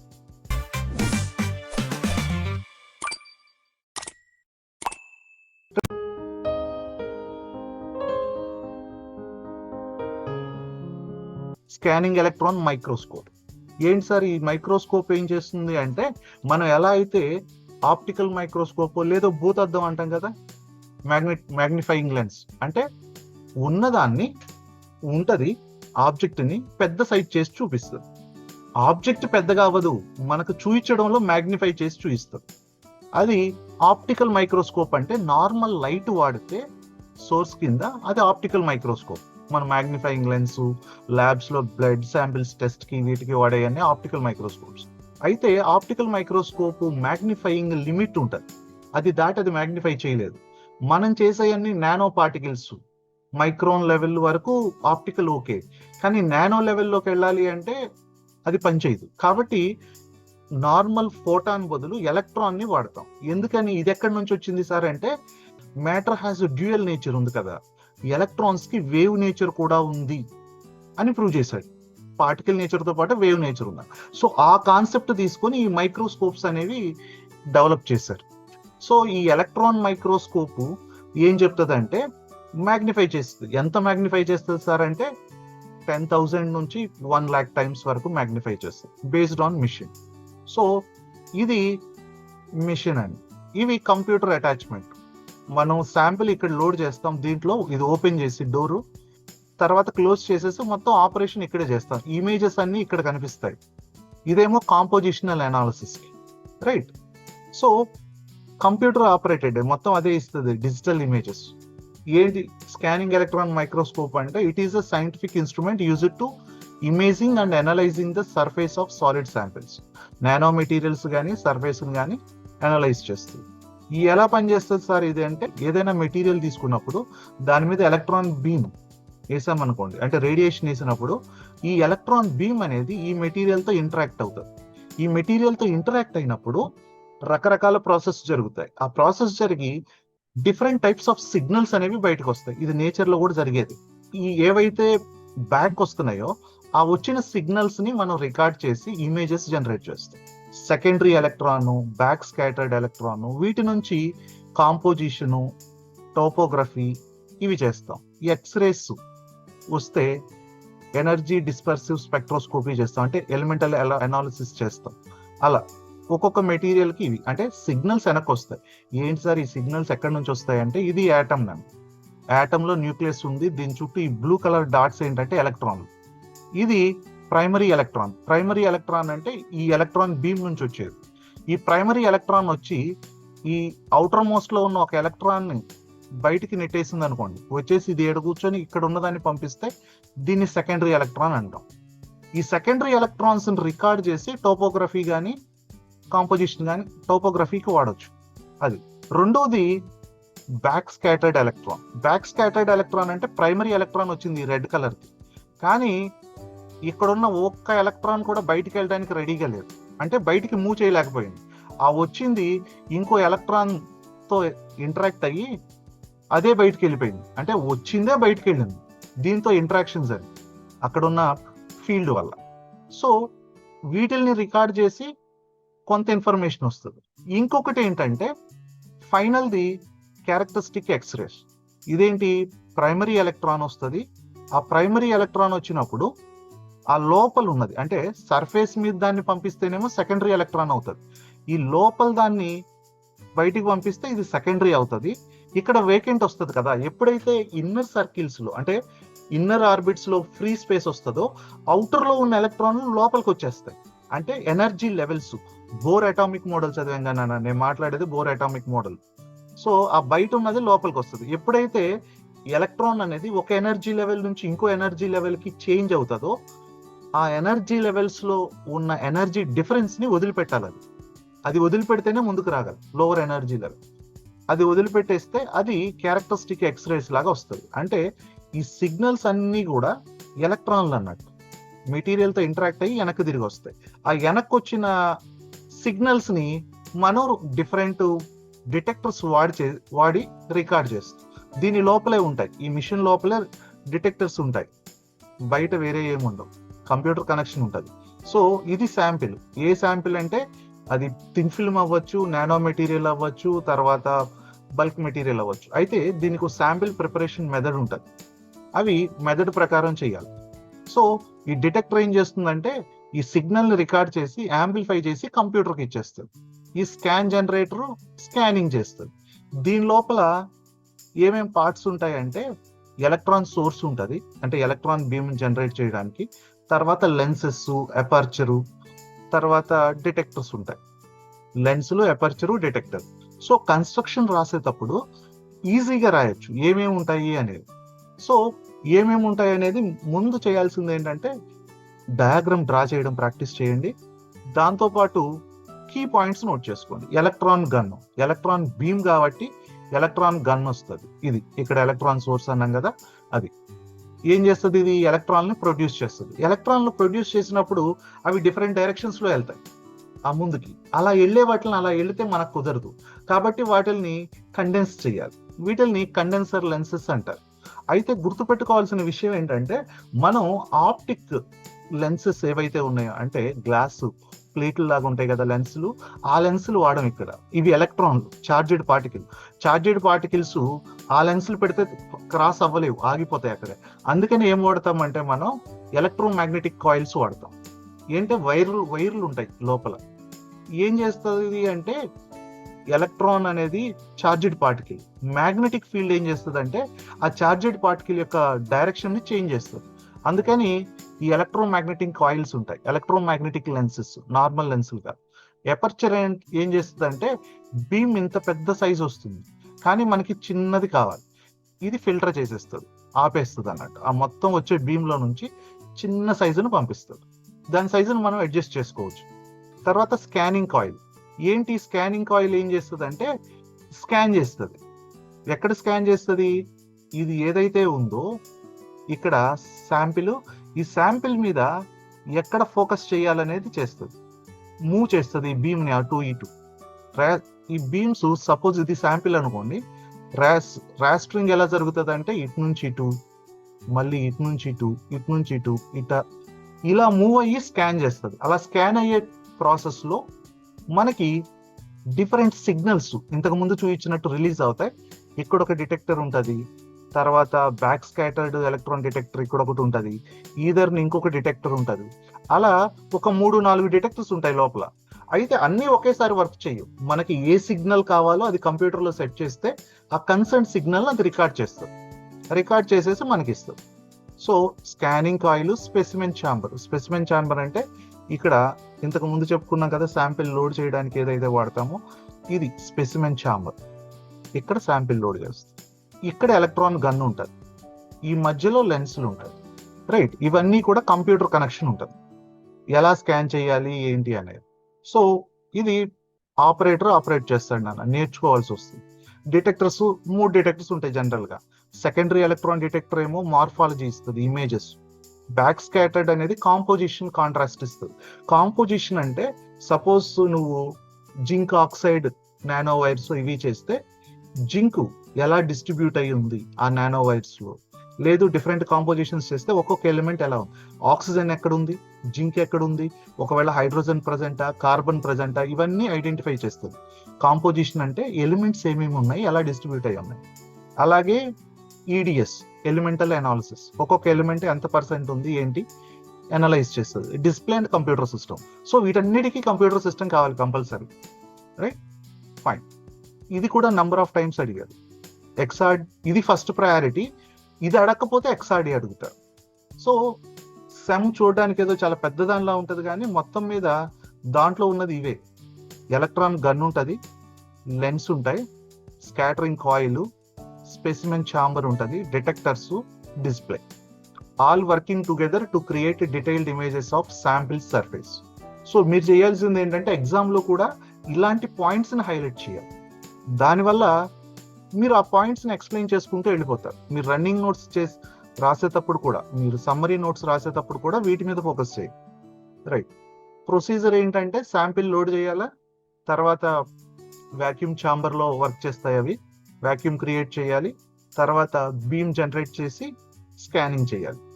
అది శాంపిల్తో ఇంటరాక్ట్ అవుతుంది, డిటెక్టర్స్ వర్క్ చేస్తాయి, ఇమేజ్ ఫామ్ అవుతాయి. సో అలా ఎలా ఫామ్ ఉంటాయి సార్ ఇమేజెస్ అంటే, ఇగో ఇక్కడ ఉన్నట్టు ఇవి 2 మైక్రాన్ రేంజ్. ఇక్కడ స్కేల్ ఉంటుంది, ఇది 200 నానోమీటర్స్. ఆ గీత ఉన్నాయి కదా అవి. సో ఇవి వైర్స్ అన్నట్టు, ఇవేదో ట్యూబ్స్ లాగాను షీట్స్ లాగా ఫామ్ అయింది, ఇవి బాల్స్ లాగా ఫామ్ అయింది, అలా రకరకాలుగా ఫామ్ అవుతాయి. ఇవి నార్మల్ ఆప్టికల్ మైక్రోస్కోప్ లో కానీ మనం నార్మల్ గా చూస్తే కానీ కనిపించవు. మ్యాగ్నిఫైయింగ్ అనేది థౌజండ్స్ ఆఫ్ టైం ఇంక్రీజ్ చేస్తారు. సో ఇలా థౌజండ్స్ ఆఫ్ టైం ఇంక్రీజ్ చేయడం వల్ల మనకి ఇలా కనిపిస్తుంది. అదే కాంపోజిషన్ అయితేనేమో ఏ ఎలిమెంట్ ఎక్కడ డిస్ట్రిబ్యూట్ అయిందో చూపిస్తుంది. ఇది ఓన్లీ స్ట్రక్చరల్ ఇమేజెస్ అంటే. అడ్వాంటేజెస్ ఏంటంటే హై రెజల్యూషన్, నానోమీటర్ స్కేల్ దాకా మ్యాగ్నిఫై చేయొచ్చు. అలాగే 3D ఇమేజెస్ ఏవైతే మనం ఎలక్ట్రానిక్ గ్యాడ్జెట్స్ తయారు చేయడానికి వీటికి వాడుతుంటాం కదా, దాంట్లో లిథోగ్రఫీ వాడతాం, అంటే డివైస్ ఫ్యాబ్రికేట్ చేయడానికి, ఫ్యాబ్రికేషన్ మెథడ్స్ లో వాటిల్ని కూడా మనం దీంట్లో అనాలిసిస్ చేయొచ్చు. ట్రాన్సిస్టర్స్ ఇవన్నీ కూడా. Elemental analysis possible with EDS. Produce both morphology and composition infer. Morphology అంటే షేప్ నాన్న, ఇక్కడ మనం చూసాం కదా ఇవి సర్క్యులర్ లో ఉన్నాయి. తర్వాత మనం మెజర్ చేయొచ్చు ఇది ఎంత సైజు ఉంది, ఇది ఎంత సైజు ఉంది అని. అయితే కంప్యూటర్ టెక్నాలజీలో ఏంటంటే ఈ మొత్తాన్ని మనం మార్క్ చేసామనుకోండి, ఈ మార్క్ చేస్తే అదే మొత్తం క్యాలిక్యులేట్ చేసి డిస్ట్రిబ్యూషన్ ఇస్తుంది. అంటే ఎంత సైజు పార్టికల్స్ ఎన్ని ఉన్నాయి కంప్యూటర్ క్యాలిక్యులేట్ చేసి ఇచ్చేస్తుంది. మనం మాన్యువల్ గా లెక్కేయం, కంప్యూటరే చేసి పెడుతుంది. అయితే దాని తర్వాత ఎలా చేయించుకోవాలి అనేది తెలియాలి మనకు, అంతే. సో లిమిటేషన్స్ ఏంటంటే నాన్న, ఇది ఎక్స్పెన్సివ్, అంటే మినిమం 40-50 lakhs స్పెండ్ చేయాలి. అడ్వాన్స్డ్ అయితే కొంచెం తక్కువదైతే మినిమం ఒక 10 lakhs అయినా పెట్టాల్సింది, చిన్నదైనా. బల్కీ టు క్యారీ, చూసారు కదా చాలా పెద్దగా ఉంటుంది, దాన్ని క్యారీ చేయలేం. They must be used in rooms that are free of vibrations and free of electromagnetic elements. ఈ ఏవైతే ఎలక్ట్రాన్ బేస్డ్ ఎక్విప్మెంట్స్ ఉన్నాయో వీటన్నిటికి కూడా వైబ్రేషన్ ఫ్రీ రూమ్స్ కావాలి. అంటే అక్కడ ఫోన్ వాడడానికి లేదు, నువ్వు మాట్లాడకూడదు, నువ్వు మాట్లాడితే సిగ్నల్ డిస్టర్బ్ అవుతుంది, ఎలక్ట్రాన్ డిస్టర్బ్ అయిపోతుంది. అలాగే దబదబా నడవడం, ఫోన్లు మాట్లాడడం, ఫోన్ తీసుకెళ్ళకూడదు దాని దగ్గర. ఎందుకని, ఫోన్ అనేది ఎలక్ట్రోమాగ్నెటిక్ రేడియేషన్, అక్కడ ఉన్నది ఎలక్ట్రాన్. ఈ ఎలక్ట్రోమాగ్నెటిక్ రేడియేషన్స్ కి ఆ ఎలక్ట్రాన్ అనేది డిస్టర్బ్ అవుతుంది. ఎందుకని, ఎలక్ట్రోమాగ్నెటిక్ ఫీల్డ్ లో మ్యాగ్నెటిక్ ఫీల్డ్ అనేది ఏం చేస్తుంది అంటే చార్జ్డ్ పార్టికల్స్ డైరెక్షన్ ని చేంజ్ చేస్తుంది. సో ఎలక్ట్రోమాగ్నెటిక్ రేడియేషన్స్ ఉండకూడదు, వైబ్రేషన్స్ ఉండకూడదు, అంత ఫ్రీ. అలాగే maintenance with a consistent voltage, ఎప్పుడు కూడా బ్యాకప్ ఉండాలి. మన ల్యాబ్ లో ఎక్స్పెరిమెంట్ చేసినట్టు కరెంట్ పోయినప్పుడు ఆపేసుకొని ఆన్ చేసేది కాదు అది, రైట్. ఒకసారి ఆన్ చేస్తే అది కంటిన్యూగా రన్ అవుతూ ఉండాలి కరెంట్ పోయినా సరే. అంటే వాక్యూమ్ ఉంటాయి, దాంట్లో పంప్స్ రన్ అవుతూ ఉంటాయి, బ్యాక్ సైడ్ చిల్లర్ ఉంటుంది. చిల్లర్ అంటే కూలింగ్ వాటర్ సర్క్యులేషన్. సో అదొక లెంగ్దీ ప్రాసెస్, అది వర్క్ చేయాలి అంటే. కాబట్టి మెయింటెనెన్స్ అనేది చాలా కాంప్లికేటెడ్ ఉంది. అంటే కొంత ఒక ఎత్తు అయితే ఆపరేట్ చేయాలా, దాన్ని మెయింటెనెన్స్ ఖర్చు ఎక్కువ, అందువల్ల అందరూ ప్రిఫర్ చేయరు.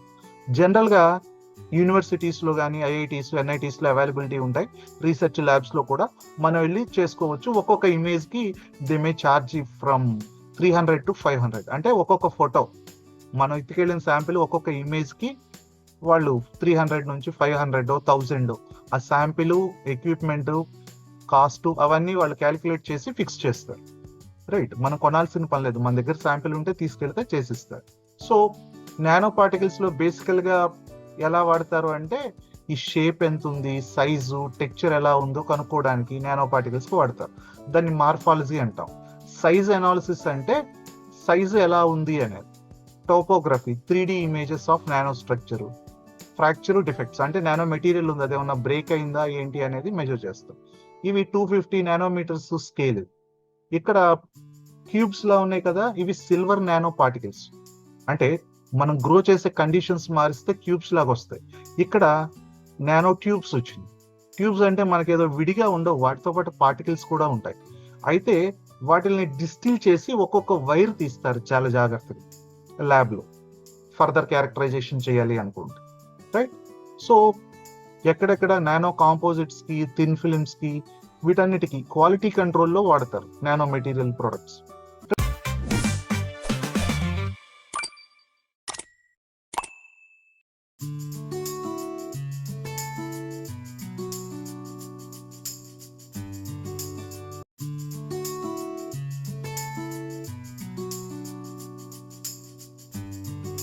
Bracket notation, what basically it is అంటే బేసికల్గా బ్రాకెట్ నోటేషన్ అంటే ఏంటి, ఎందుకు వాడతాం అనేది చూద్దాం.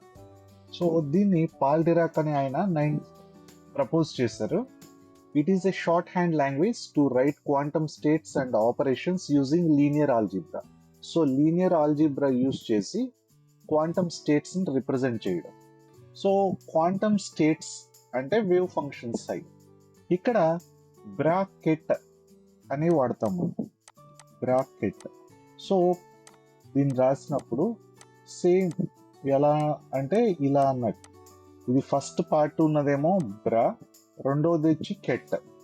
సో ఏమి రిప్రజెంట్ చేస్తాయి ఇవి అంటే బేసికల్గా రో అండ్ కాలమ్ మ్యాట్రిసెస్ ని రిప్రజెంట్ చేస్తాయి, వెక్టర్స్.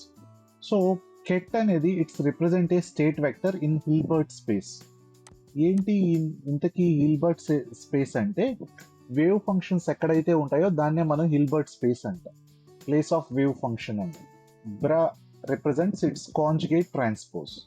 ఇదేమో హిల్బర్ట్స్ కాలమ్ వెక్టర్, ఇది రో వెక్టర్, ఇవి రెండు. సో వీటిని ఎలా రాస్తారో చూద్దాం.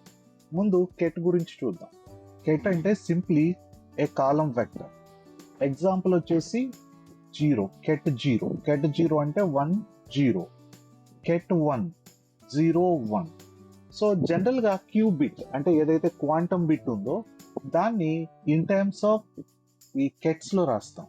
సో రాసేటప్పుడు psi equal to alpha ket 0 plus beta ket 1 equal to alpha beta. So దీన్ని క్యాలిక్యులేట్ చేయాలి అంటే సింపుల్ మ్యాట్రిక్స్ మల్టిప్లికేషన్ చేస్తే సరిపోతుంది. Alpha square plus beta square అనేది 1 అవ్వాలి, అది కండిషన్. సో ఈ స్టేట్ రాసేటప్పుడు మనం జనరల్గా ఆల్ఫా 0 ప్లస్ బీటా 1 రాస్తాం. ఆల్రెడీ కెట్ 0 కెట్ 1 అంటే ఏంటో ఇక్కడ ఉన్నాం. So alpha into 1 0 plus beta into 0 1. So ఇది స్కేలార్తో మల్టిప్లై చేస్తున్నాం. లేదు sometimes it may be A complex number also, right?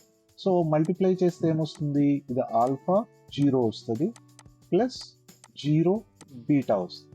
So ఈ రెండింటిని యాడ్ చేస్తే alpha plus beta, alpha 0 plus 0 beta add చేస్తే ఆల్ఫా బీటా వస్తుంది. అదే ఇక్కడ రాస్తాం. సో ఇది కెట్. ఇది ఫర్ సింగిల్ క్యూ స్టేట్ కి ఇది రాస్తాము. అదే డబుల్ క్యూ స్టేట్ అయితే ఆల్ఫా 0 1 బీటా 1 0 ఇలా 2 డిజిట్స్ వస్తాయి. ఇక్కడ 0 1 వచ్చినాయి కదా, ఇవి సింగిల్ స్టేట్ క్యూబిట్స్ కి. డబుల్ స్టేట్ అయితే 2 నెంబర్స్ వస్తాయి. సో ఇది కెట్. తర్వాత బ్రా ఏంటిది అంటే it is a Hermitian conjugate, row vector with complex conjugate. అంతకుముందు మనం చెప్పుకున్నట్టు హెర్మిషియన్ అంటే A dagger is equal to A. So ఎలా కనుక్కుంటాము అంటే ఒకవేళ మన దగ్గర కెట్ అనేది ఉందనుకోండి, అది బ్రా కావాలి అంటే కాంప్లెక్స్ కాంజుగేట్ చేసి అది కాలం వెక్టర్ నుంచి రో వెక్టర్ రాయాలి. ఎలా అంటే సపోజ్ మన దగ్గర ఈ కెట్ అనేది 1 0 దీనికి కాంజుగేట్ రాయాలి అంటే ఇవి రియల్ వాల్యూస్ కాబట్టి వాటి కాంప్లెక్స్ కాంజుగేట్ తీసుకున్న సేమ్ వాల్యూస్ వస్తాయి. కానీ అది రో మ్యాట్రిక్స్గా కన్వర్ట్ అవుతుంది. తర్వాత బేసికల్గా ఇవి బ్రాకెట్ నోటేషన్స్ యూజ్ చేసి మనం ఇన్నర్ ప్రోడక్ట్ అవుటర్ ప్రోడక్ట్ అనేవి కనుక్కుంటాం. సో ఏంటి ఇన్నర్ ప్రోడక్ట్ అవుటర్ ప్రోడక్ట్ అంటే బ్రాకెట్ ఈ రెండింటిని కంబైన్ చేస్తే మనకి నెంబర్ అనేది వస్తుంది. ఏ నెంబర్ ఇస్తుంది? ఈ ప్రాబబిలిటీ యాంప్లిట్యూడ్ అని ఇస్తుంది. బేసికల్గా వేవ్ ఫంక్షన్ అనేది, అంటే ఆ వేవ్ ఫంక్షన్ అనేది సై అని తీసుకున్నా ఫై అని తీసుకున్నా ఇవి బేసికల్గా కాంప్లెక్స్ వన్స్. యాంప్లిట్యూడ్ అనేది కాంప్లెక్స్. సో మనం ఇన్నర్ ప్రోడక్ట్ కనుక్కున్నప్పుడు ఏమవుతుందంటే ప్రాబబిలిటీ యాంప్లిట్యూడ్ అనేది వస్తుంది. సపోజ్ 0, 0, 1 అని ఇచ్చారు ఇక్కడ, అంటే same states has probability 1, different states has probability 0. 0 అంటే ఎలా రాస్తాం అనేది ఇంతకు ముందు చూసాం చూడండి. 0 అంటే 1 0, 1 అంటే 0 1. సో ఇది రాయాలి అంటే 0 0 రాయాలి అంటే మనం ఏం చేస్తామంటే ఇవి 0 0 రాసేటప్పుడు బేసికల్గా దీనికి 1 0, దీనికి 1 0. ఇది ఏదైతే కెట్ ఉందో దానికి బ్రా రాసేటప్పుడు కాంప్లెక్స్ కాంజుగేట్ తీసుకుంటాం, రైట్?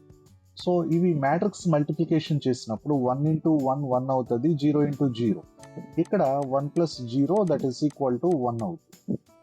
అదే స్టేట్ 0 1 తీసుకున్నాం అనుకోండి, అంటే డిఫరెంట్ స్టేట్స్ తీసుకున్నప్పుడు ఏమవుతుంది అంటే 1 ఇది 0 నేమో యాజ్ ఇట్ ఈజ్ ఉంటుంది 1 0.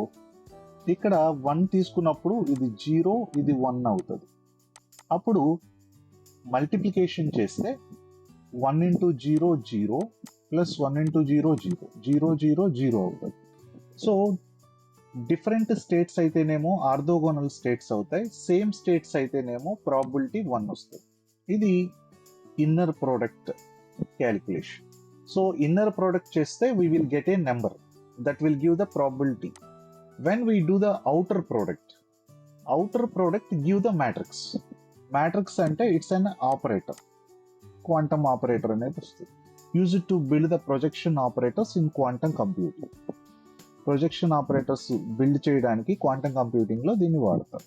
ఏంటి ఇది అంటే సపోజ్ 0 0 ఉందనుకోండి, ఇక్కడ ఉన్నది 1 0, దానికి కాంజుగేట్ తీసుకుంటే 1 0.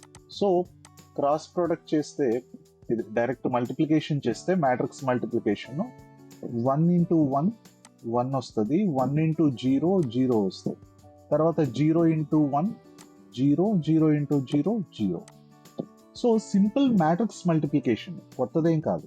కాకపోతే ఏంటంటే ఈ నొటేషన్ కొత్తవి మనకి. This is outer product. So బేసికల్గా బ్రాకెట్ నొటేషన్స్ ఉండే ప్రాపర్టీస్ ఏంటంటే first one, they are linear in state.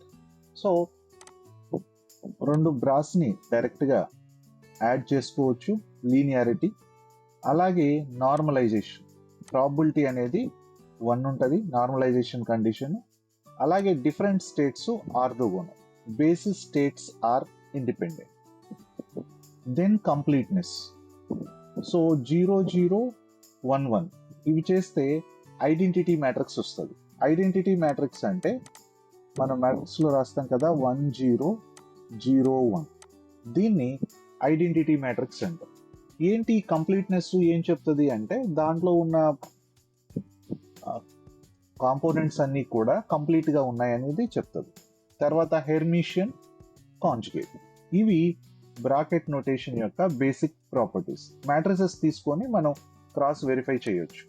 తర్వాత వీటి ఇంపార్టెన్స్ ఏంటి, ఎందుకు ఈ డిఫరెంట్గా ఉన్న వాటిని మనం చదువుతున్నామంటే it represents the quantum states. So బేసికల్గా ఈ బ్రాకెట్ నొటేషన్స్ అనేవి క్వాంటమ్ స్టేట్స్ని రిప్రజెంట్ చేయడానికి వాడతాం. ఈ షార్ట్ హ్యాండ్ టైప్ అన్నట్టు సింపుల్గా రిప్రజెంట్ చేయడానికి.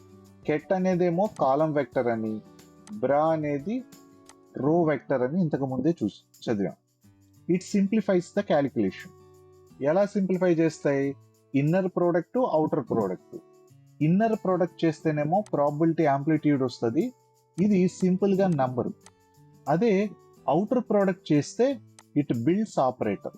ఆపరేటర్ అంటే ఇక్కడ మ్యాట్రిసెస్ వస్తాయి, ఇంతకు ముందు చేసినది. అవుటర్ ప్రోడక్ట్ ఏమో మ్యాట్రిక్స్ వస్తుంది, ఇన్నర్ ప్రోడక్ట్ వచ్చేసేమో నంబర్ వస్తుంది. సో నంబర్ ఏమో ప్రాబిలిటీ యాంప్లిట్యూడ్ చెప్తుంది, మ్యాట్రిసెస్ ఏమో ఆపరేటర్స్ గురించి చెప్తాయి.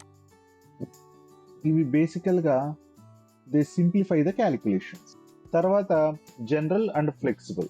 So they will be useful in both finite and infinite dimensions, independent of basis.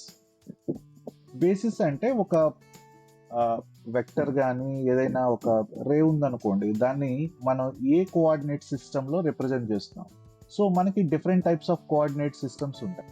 Cartesian coordinate system, spherical coordinate system, polar coordinate system, అలాగే cylindrical coordinate system. వీటిలో మనకి just ఒక vector ఉంటే, ఒక రే ఉంటే, దీన్ని కార్టీషియన్లో ఒక రకంగా రిప్రజెంట్ చేస్తాము, స్పెరికల్లో ఒక రకంగా రిప్రజెంట్ చేస్తాము, పోలార్ కోఆర్డినేట్స్లో ఒక రకంగా రిప్రజెంట్ చేస్తాము, సిలిండ్రికల్ కోఆర్డినేట్స్లో ఒక రకంగా రిప్రజెంట్ చేస్తాం. సో వీటిని రిప్రజెంట్ చేయడానికి మనం యూజ్ చేసే ఏవైతే అవి యాంగిల్స్ అవ్వచ్చు, లేదంటే నంబర్స్ అవ్వచ్చు, వాటిని మనం బేసిస్ అంటాం. సపోజ్ కార్టీషియన్ తీసుకున్నాం అనుకోండి, 3 డైమెన్షన్స్లో ఎక్స్, వై, జెడ్ వాడతాం. స్పెరికల్లో ఆర్, తీటా, ఫై వాడతాం. పోలార్లో ఆరు, తీటా వాడతాం. రైట్, ఇక్కడ ఆర్, తీటా, రో కానీ ఆర్, తీటా, ఎస్ కానీ వాడతాం. సో రే అనేది ఒకటే, దాన్ని డిఫరెంట్ కోఆర్డినేట్ సిస్టమ్స్లో రిప్రజెంట్ చేస్తున్నాం. ఇవి ఏవైతే మనం X, Y, Z, R, theta, phi, R, theta, rho అంటామో, వీటిని బేసికల్గా బేసిస్ అంటాం. Right, used in quantum mechanics and computing. Quantum మెకానిక్స్లో వాడతాము, కంప్యూటింగ్లో వాడతాం. Operator interpretation. Operator acting on a state. So ఒక క్వాంటమ్ స్టేట్ మీద ఒక ఆపరేటర్ కానీ యాక్ట్ చేస్తే మనకేం చేస్తుంది అంటే particular value with wave function ఇస్తుంది. ఏంటి ఆపరేటర్స్ ఏం చేస్తాయి అంటే బేసికల్గా మనం మ్యాథమెటిక్స్లో వాడే ఎడిషన్, సబ్స్ట్రాక్షన్, మల్టిప్లికేషన్, ఇవి నంబర్స్ మీద యూజ్ చేస్తాం. ఇవి ఆపరేటర్స్. సేమ్ అలాగే క్వాంటంలో వేవ్ ఫంక్షన్లోనే టోటల్ ఇన్ఫర్మేషన్ ఉంటుంది, కానీ అది డైరెక్ట్గా మనకి ఇవ్వదు. దాని మీద ఆపరేటర్ అప్లై చేస్తేనే ఇన్ఫర్మేషన్ ఇస్తుంది. ఎనర్జీ ఆపరేటర్ అప్లై చేస్తే ఎనర్జీ ఇస్తుంది, మూమెంటమ్ ఆపరేటర్ అప్లై చేస్తే మూమెంట్ ఇస్తుంది, తర్వాత పొజిషన్ ఆపరేటర్ అప్లై చేస్తే పొజిషన్ వస్తుంది. అలా ఏ వాల్యూ కావాలో ఆ ఆపరేటర్ని వేవ్ ఫంక్షన్ మీద ఆపరేట్ చేస్తుంది. దాంతోపాటు ఎక్స్పెక్టేషన్స్ వాల్యూస్ అనేవి ఐడెంటిఫై చేయడానికి వాడతాం. బేసికల్గా ఈ క్వాంటంలో ఎగ్జాక్ట్నెస్ ఉండదు, ప్రాబిలిస్టిక్ నేచర్ ఉండదు. అది కాక ఒకసారి మెజర్మెంట్ చేసాము అంటే ఆ సిస్టమ్ కొలాప్స్ అయిపోతుంది, మళ్ళీ అదే సిస్టమ్ని రీయూజ్ చేయలేం. సో అందుకని మనం ఏం చేస్తామంటే క్వాంటంలో same type of systems, number of systems generate చేస్తాం. వాటి మీద డిఫరెంట్ టైమ్స్ సేమ్ మెజర్మెంట్ చేసి యావరేజ్ వాల్యూ, ఎక్స్పెక్టేషన్స్ వాల్యూస్ అనేవి మెజర్ చేస్తాం.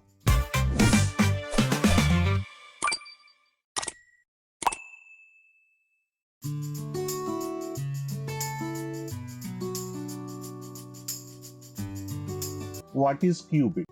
ఏ unit of quantum information. Quantum information లో ఒక యూనిట్ నే క్యూబిట్ అంటాం. సో మనకు తెలిసిన బైనరీ బిట్స్ ఏంటి? 0 and 1. 0 కానీ ఆర్ 1, దీన్ని బైనరీ బిట్స్ అంటాం. అయితే ఈ క్యూబిట్ ఏంటి? ఈ 0 ఉండొచ్చు, 1 ఉండొచ్చు, ఇట్స్ ఎ కాంబినేషన్ కూడా ఉండొచ్చు. Superposition of 0 and 1. So దాన్ని సూపర్ పొజిషన్ ని ఎలా రాస్తామంటే some value 0 plus beta 1. Condition ఏంటంటే alpha square plus beta square is equal to 1 అవ్వాలి. ఇది సూపర్ పొజిషన్ ప్రిన్సిపల్. దాన్నే క్యూబిట్ అంటాం. అంటే కొంత పార్ట్ 0 ఉంటుంది, కొంత పార్ట్ 1 ఉంటుంది. ఈ క్యూబిట్స్ జనరల్ గా వేటితో ఫ్యాబ్రికేట్ చేస్తారంటే సబ్ అటామిక్ పార్టికల్స్. ఈ సబ్ అటామిక్ పార్టికల్స్ యూజ్ చేసి చేస్తారు. ఫోటాన్స్ కానీ, coherent states of light, electron, nucleus, optical lattice, Josephson junction, singularly charged quantum dot pair, quantum dot. Qubit అంటే ఏంటి, దీన్ని ఎలా రిప్రజెంట్ చేస్తారనేది చూద్దాం. The smallest unit of information in quantum computer is known as qubit అంటాం. It represents the state of wave function in Schrödinger equation. So Schrödinger equation లో ఈ సై అనేది ఉంది కదా, ఈ కెట్, దీనే మనం బిట్ అనుకోవచ్చు, qubit. So a qubit may be in the on state or in the off state. 1 అంటేనేమో ఆన్, జీరో అంటే ఆఫ్. ఎలా అయితే మన రెగ్యులర్ కంప్యూటర్ లో వాడతాం. Many ways to implement a qubit ని మెనీ వేస్ లో ఇంప్లిమెంట్ చేయొచ్చు. ఎందుకని మెనీ వేస్ ఉన్నాయంటే మనం ఏం చెప్పామంటే క్యూబిట్స్ ని డిఫరెంట్ వేస్ లో ఫ్యాబ్రికేట్ చేస్తున్నారు, అంటే డిఫరెంట్ టెక్నాలజీస్ వాడుతున్నారు కాబట్టి ఒక్కొక్క టెక్నాలజీని ఒక్కొక్క వేలో ఇంప్లిమెంట్ చేస్తారు. సపోజ్ న్యూక్లియర్ స్పిన్ తీసుకున్నారనుకోండి, in NMR nuclear magnetic resonance లో డౌన్వర్డ్ అయితే 0, అప్వర్డ్ అయితే 1, spin up spin down. Photons in a cavity, 0 photon అయితే 1 కెట్ వాడతాము, 1 ఫోటాన్ అయితే 1 కెట్ వాడతాం. 0 ఫోటాన్ అయితే 0 కెట్ వాడతాము, 1 ఫోటాన్ అయితే 1 కెట్ వాడతాం. Energy states of atoms, GS అంటే గ్రౌండ్ స్టేట్ అయితేనేమో 0, ఎగ్జైటెడ్ స్టేట్ అయితే 1. అలాగే పోలరైజేషన్ ఆఫ్ ఫోటాన్, ఇంకా చాలా మెథడ్స్ ఉన్నాయి. ఈ సింగిల్ క్యూబిట్స్ రిప్రజెంట్ చేయడం కోసం విజువలైజేషన్ అంటే ఎలా అర్థం చేసుకోవచ్చు అనేది చెప్పడం కోసమే ఈ బ్లాచ్ స్పియర్ అనేది డెవలప్. ఏంటి ఈ బ్లాచ్ స్పియర్ అంటే it's a geometrical representation of state of a single qubit ని రిప్రజెంట్ చేయడం కోసం వాడతారు.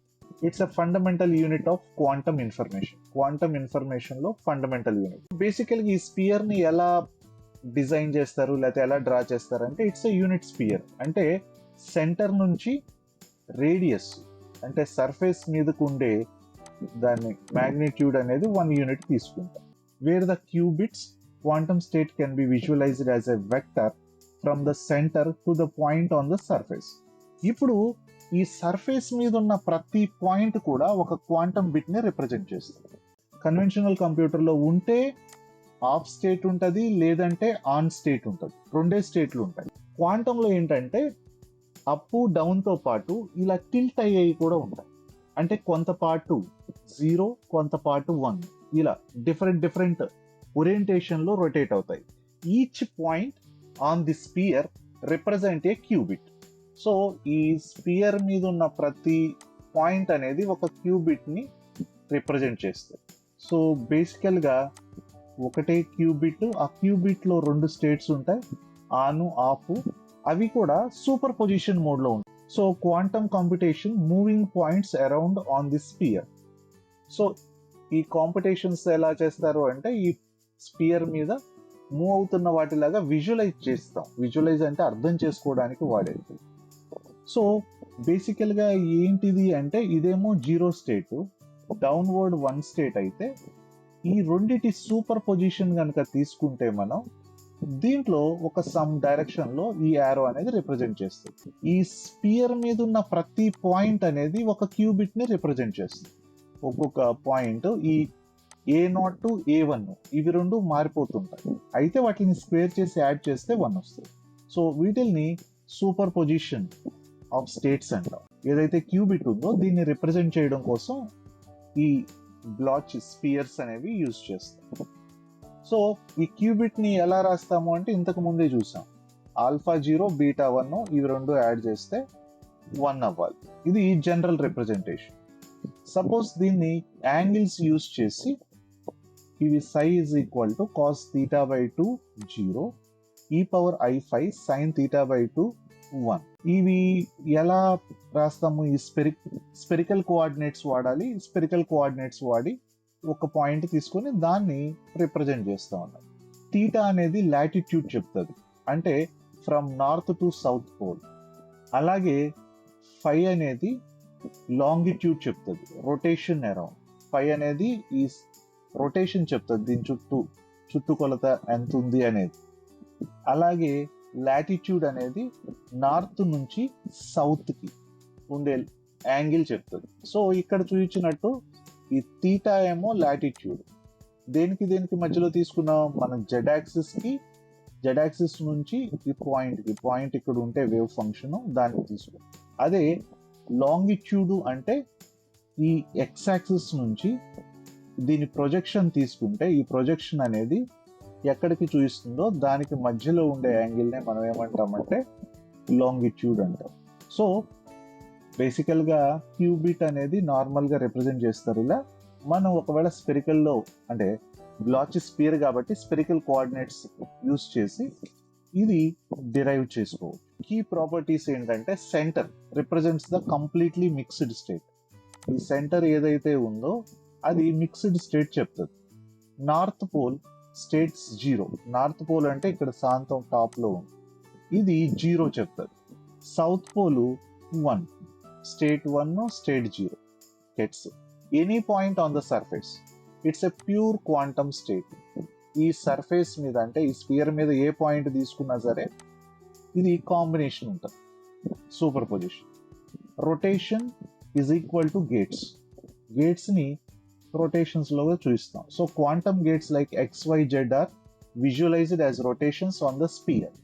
సో ఈ XYZ క్వాంటమ్ గేట్స్ ఏవైతే ఉన్నాయో అవి సింగిల్ క్యూబిట్స్ మీద వాడతాం మనం, అవి ఇక్కడ యూజ్ అవుతాయి.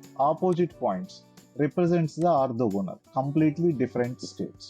అప్లికేషన్స్ ఏంటి ఇంత చేసి ఎక్కడ వాడతాము అంటే we use in quantum gate design. So quantum gates design చేయడం కోసం వాడతాం ఈ బ్లాచోస్ఫియర్ అని. Visualises and test the single qubit gate operations. Qubit state manipulation guides the precise control of qubit states via rotations. Microwaves కానీ laser pulses ఇవి use చేసి మనం cubit states ని మ్యానిపులేట్ చేస్తాం. దీన్ని ప్రాపర్ గా అర్థం చేసుకోవడానికి ఈ బ్లాచోస్ఫియర్ అనేది యూజ్ అవుతుంది. Quantum error correction helps analyse how qubit states drift due to noise and how to correct them. అలాగే quantum state tomography used to reconstruct the state of qubit by measuring the projections along Bloch axis. ఈ reconstruct చేయడం కోసం కూడా మనం వాడతాం. Then what is the significance of Bloch spheres? Bloch spheres యొక్క significance ఏంటి? Visualise the qubit state అంటే qubit లో క్యూబిట్స్ ఎలా ఉన్నాయి అనేది విజువలైజేషన్ కి పనికొస్తుంది. దాంతోపాటు సూపర్ పొజిషన్ ఎలా జరిగింది, it's a linear combination of 0, 1s ఆ స్పియర్ మీద ఎలా ఉన్నాయి అనేది చూపిస్తుంది. దాంతోపాటు phase information included. Points on the spear include both amplitude and phase. So amplitude ఎంత ఉంది, ఫేజ్ ఎంత ఉంది అంటే యాంగిల్స్ కూడా ఇస్తాయి కాబట్టి దాని నుంచి మనం ఇన్ఫర్మేషన్ వస్తుంది. Great circle is equal to basis change. Rotations around the axis corresponds to quantum gates. అలాగే easy interpretation of quantum gates. Quantum gates ని ఈజీగా అర్థం చేసుకోవడం కోసం ఈ బ్లాచోస్ఫియర్ అనేది యూజ్ అవుతుంది. Like Pauli XYZ gates, right? Pure or mixed state. Pure states lies on the surface, mixed states lies inside the sphere. Then help in quantum control, useful in visualizing and designing a quantum operations. So quantum operations ని design చేయడానికి ఈ Bloch sphere అనేది use అవుతుంది. దీంతో పాటు used in NMR and quantum optics. So quantum optics లోను nuclear magnetic resonance లోను ఈ బ్లాచోస్ఫియర్ అనేది యూజ్ చేస్తారు.